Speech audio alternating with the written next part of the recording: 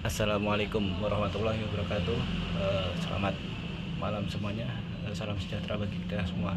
Perkenalkan, nama saya Muhammad Arafan Idris Alfasa dengan NIM 2100220025 dari Prodi Teknik Mesin S1 Institut Teknologi Nasional Yogyakarta. Tujuan dari dibuatnya video ini yaitu untuk memenuhi tugas dari mata kuliah Teknik Perawatan 1 yang diampu oleh Bapak dosen Insinyur Yohanes Agus Jayaton MT. Ya, selanjutnya langsung kita ke pembahasannya. Pada kesempatan kali ini saya akan menerangkan tentang apa itu korosi.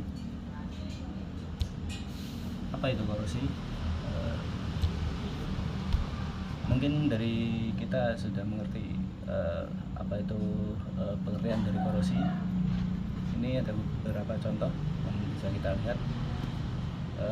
Di sini ada sebuah kereta tua yang sudah berkarat, kemudian ada engsel, ada traktor juga yang sudah berkarat, dan beberapa roda gigi yang terlihat mulai berkarat juga.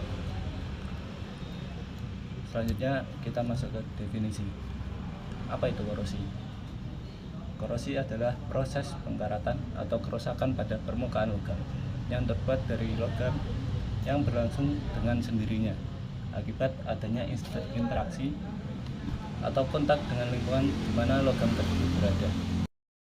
Korosi ini merupakan salah satu contoh dari reaksi redoks. Reaksi redoks yang mana terjadi antara zat logam dengan berbagai zat di lingkungannya. Kita ambil contoh sebuah besi. Besi terjadi oksidasi, sedangkan oksigen atau udara mengalami reduksi. Pembahasan selanjutnya yakni faktor-faktor yang mempengaruhi terjadinya korosi. Faktor yang pertama yaitu temperatur. Semakin tinggi temperatur, maka akan semakin cepat pula reaksi kimianya. Selanjutnya yaitu kecepatan aliran. Jika suatu kecepatan aliran semakin cepat, maka akan merusak lapisan film pada logam dan mempercepat terjadinya korosi. Faktor selanjutnya yaitu kadar oksigen. Semakin tinggi kadar oksigen, maka reaksi oksidasi akan mudah terjadi. Selanjutnya yaitu kelembaban udara. Kelembaban udara ini juga dapat mempengaruhi terjadinya korosi. Dan faktor terakhir yaitu kadar pH. Pada pH yang optimal, maka korosi akan mudah terjadi. Pembahasan selanjutnya yaitu jenis-jenis korosi. Pada kali ini akan diterangkan 7 jenis korosi. Yang pertama yaitu korosi sumuran, kedua korosi celah, yang ketiga korosi galvanik, yang keempat korosi merata, yang kelima korosi erosi, yang keenam korosi retak tegang, dan yang terakhir yaitu korosi intergranular. Masuk yang pembahasan yang pertama yaitu korosi sumuran. Apa itu korosi sumuran? Korosi sumuran yaitu korosi yang disebabkan karena adanya komposisi logam yang tidak homogen atau sama, sehingga pada batas akan timbul korosi yang berbentuk sumur. Korosi ini dapat dicegah dengan cara pilih bahan yang homogen. Yang kedua yaitu diberikan inhibitor, dan yang terakhir yaitu diberikan coating atau lapisan. Selanjutnya pembahasan yang kedua yaitu korosi celah. Korosi ini yaitu korosi lokal yang terjadi pada celah di antara dua komponen, disebabkan oleh perbedaan konsentrasi oksigen di dalam dan di luar celah. Seperti terlihat pada contoh, korosi ini terjadi pada daerah di mana celah itu berada. sehingga dari luar tampaknya ini besinya tidak apa-apa. Menuju contoh yang ketiga, yaitu korosi galvanik. Korosi galvanik terjadi apabila dua logam yang tidak sama dihubungkan dan berada di lingkungan korosif.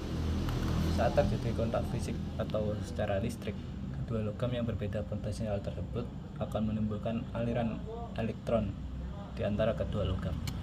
Salah satu dari logam tersebut akan mengalami korosi, sedangkan logam yang lainnya akan terlindungi. Logam yang mengalami korosi adalah logam yang memiliki potensial rendah. Contohnya yaitu korosi antara baut dan mur. Terlihat pada contoh baut mengalami korosi, sedangkan mur tidak, karena mur memiliki lapisan tambahan. Korosi jenis ini dapat dicegah dengan cara diberi lapisan lindung yang mengandung inhibitor seperti gemuk. Cara yang kedua yaitu diberi proteksi katodik, dan cara yang ketiga yaitu pemeliharaan material yang tepat.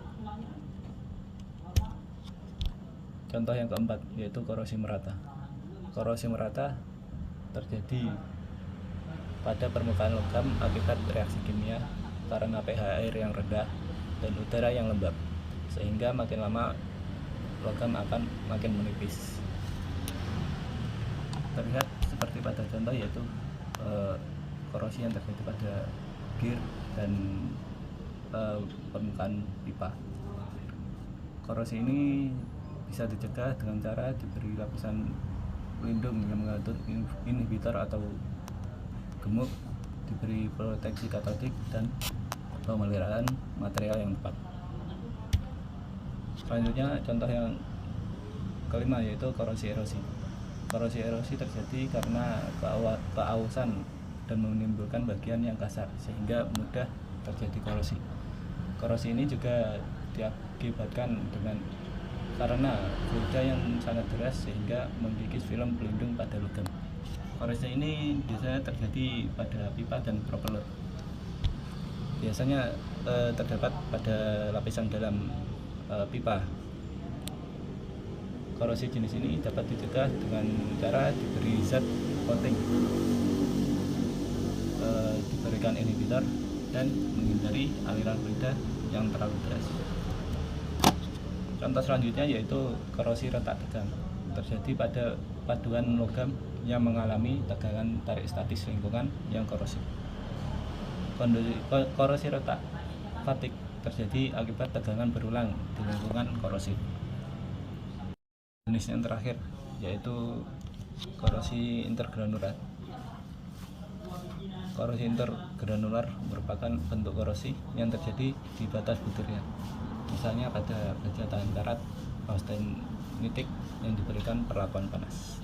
Seperti pada contoh yaitu dapat logam yang dilihat dengan bantuan mikroskop. Sekian, terima kasih. Apabila ada salah, kurang lebihnya mohon maaf. Semoga bermanfaat. Sampai jumpa di kesempatan selanjutnya. Assalamualaikum warahmatullahi wabarakatuh.